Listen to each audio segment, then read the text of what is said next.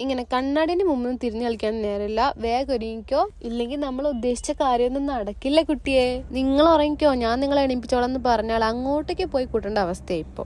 എനിക്ക് എത്ര നേരം ഞാൻ വിളിക്കുന്നു, നീ എന്താ ഫോൺ എടുക്കാത്തെ? അതുകൊണ്ട് കുഴപ്പമില്ല. അപ്പൊ നമ്മൾ ഇവിടെ എത്തിയിട്ടുണ്ട്.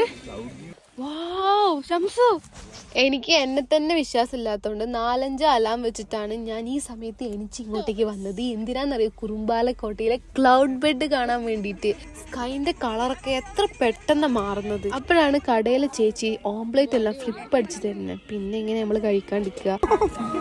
രാവിലെ ഉറക്കത്തുനിന്ന് എണീപ്പിച്ച് കൊണ്ടുവന്നിട്ട് ഓംപ്ലേറ്റ് മേടിച്ചു തന്നിന് നാട്ടുകാരെ. പിന്നെ ഒരു നീണ്ട കാത്തിരിപ്പ്. ആകാശമൊക്കെ നല്ല റെഡ് കളർ ആയിട്ടുണ്ട്. ഇപ്പൊ വരും സൂര്യൻ. പക്ഷേ ഞാൻ കാണാൻ വന്ന ആള് ഇതുവരെ വന്നില്ലല്ലോ. ഇനി വരൂലേ? അങ്ങനെ ആ കാര്യത്തിലൊരു തീരുമാനം. ചോദ്യം വന്നില്ല, ടീം വന്നില്ല, ഒരു മണ്ണാങ്കട്ടിയും വന്നില്ല. അഞ്ജനന്റെ അവസ്ഥ നോക്കിയാ കായ പറഞ്ഞു ഓടി നിലച്ചോടി. പഠിക്കുന്ന സമയത്തോലും ഞാൻ അത്ര നേരത്തെ എഴുന്നേറ്റിട്ടില്ല. ഞാനും ചേയും ഷംസും കൂടെ ഇരിക്കുമ്പോഴാണ് ഷംസു പറഞ്ഞത് നമുക്ക് കുറുമ്പാലക്കോട്ട പോയാലോ എന്ന്. ഞാനാണ് Shamsu. Bye bye. Bye bye.